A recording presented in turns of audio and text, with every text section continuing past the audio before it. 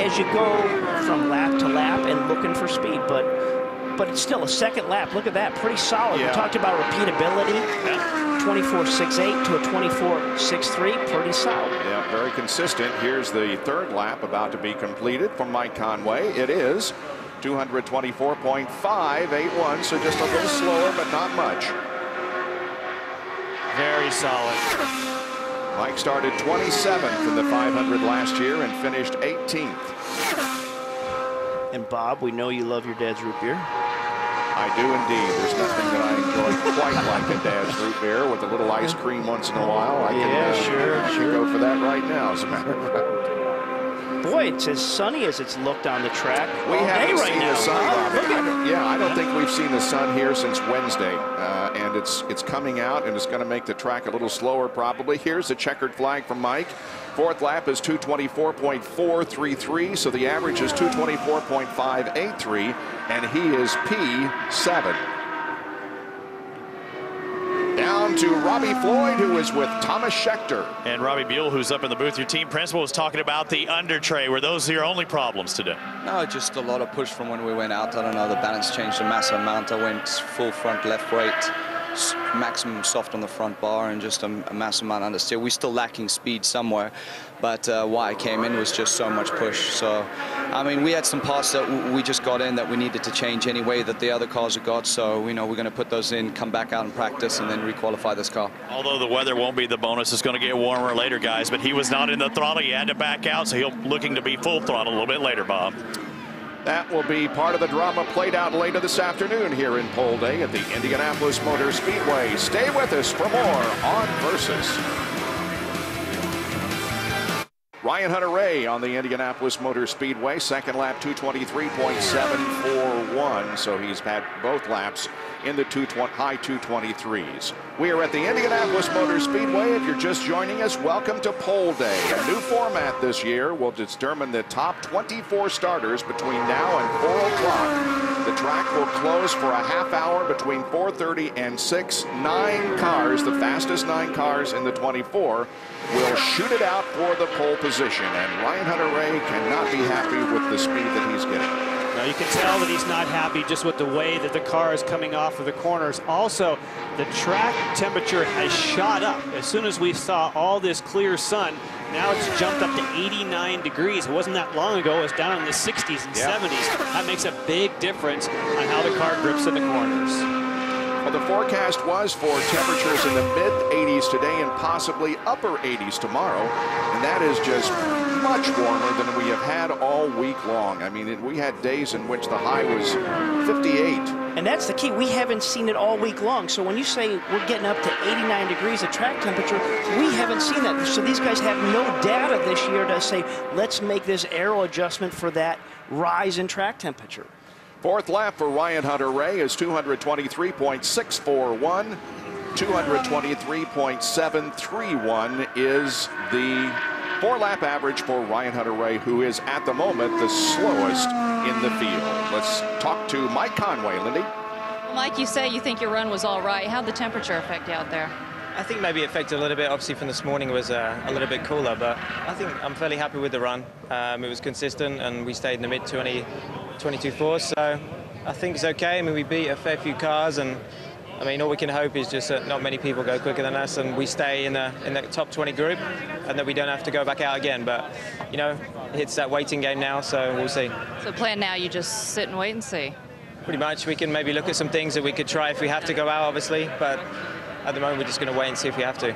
Thanks, Mike. Thank you, guys. And I think a key thing he said there, it didn't affect him too much. I think that Mike Conway, Robbie, and your team was right on the tipping point. I think he got in just as the humidity was coming down, just as the temperature was coming up, and hit the end of the sweet spot. Well, you know, when he was running, that's when I said to Bob, I said, that's the first time we've seen the sun. So you're right. I think that was just that break in that.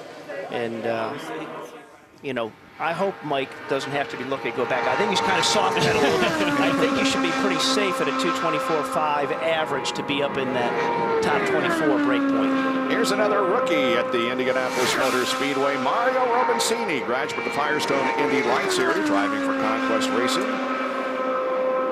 Had 2 Firestone Indy Lights wins last year at Milwaukee and at Homestead Miami Speedway. Green flag comes out. We have qualified 13 cars so far, so you were about right in 12 an hour, because this is the 14th car to qualify, and we have been qualifying just a little over 1 hour. Talking with Eric Bachelard, the team owner for Mario Romancini, last night at the draw when we were doing our qualifying order. He felt pretty confident. He's running both 2 rookies, and Roman Mancini and Baguette, and was pretty happy with the progress they had made. Let's see what he gets on lap number 1. It is 223.318. There's Eric on the left.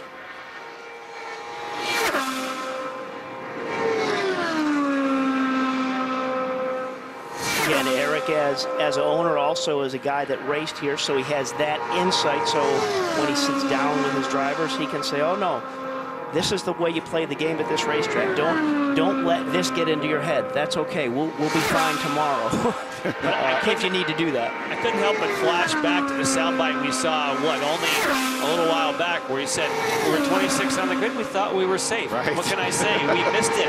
Yeah, this speed right here is going to get you right back in the same pickle jar again, because this is in the place you don't want to be. And I think of Romancini. Do you remember him in the Indy Lights cars when they raced here, the Freedom 100? I remember him going by the 2 guys on the high side into turn 1, and that's the first time I'm like, I got to watch that guy. But that's in my mind when I think of Mario. That's my sight picture of him going high on 2 guys going into turn 1 at Indianapolis. I'm like, you got my respect. In that race, he started 18th and finished 3rd at the Freedom 100 last year, which, by the way, we will have coverage of on Carb Day this coming Friday. The 3rd lap for Romancini is 223.412, exactly the same as lap 2. 2 and 3 are exactly alike. So I picked 223.5. What was your number? 223.3. Yeah. So he's right where you and I. What I'd like to point out on his lap times, his slowest one was his first lap, and probably what that was is him just being a little tentative on driving into turn 1, because you don't know where your tire's at. So you got to be respectful of that. But that's what can happen, is that lap was his slowest of what he's turned so far. We talk about the commitment it takes on all 4 laps around this place. Checkered flag, last lap, 223.223, average 223.341, and he is the slowest qualifier of those that we have had so far. Lots of activity, however, remaining. Remember, we're in segment number 1. The shootout later. Dario Franchitti is yet to qualify for this year's Indianapolis 500-mile race.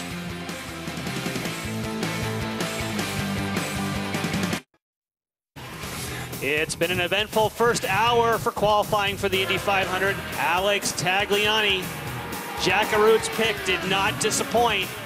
226.392, remember that number. He's happy, but he looked over his shoulder only moments later for Helio Castroneves. We figured he'd be the man that would be after him, and he was so close. 226.3, comes onto pit road. Tim Cindric. Like that much. When he says that much, 25 ten-thousandths of a second was he off of P1. Now, Paul Tracy, we expected that Paul Tracy would put down a number, didn't even get to start the qualifying attempt, got on the back straightaway, went into top gear, and he went between 5th and 6th gear. Paul Tracy will have to wait till later to take advantage of his run.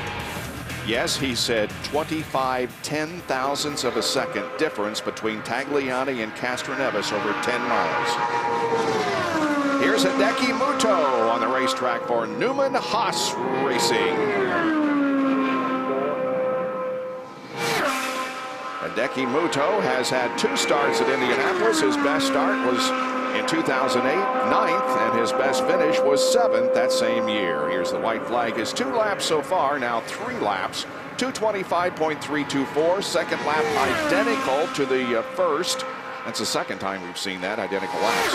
Third lap, 225.529. Yeah, faster. You know, we were thinking that we just normally used up all the track there, but normally you have some fall off, but he's gotten a little bit faster on lap 3. Pretty That's good. Waste out run. If he can keep improving, and he's close to matching lap 3.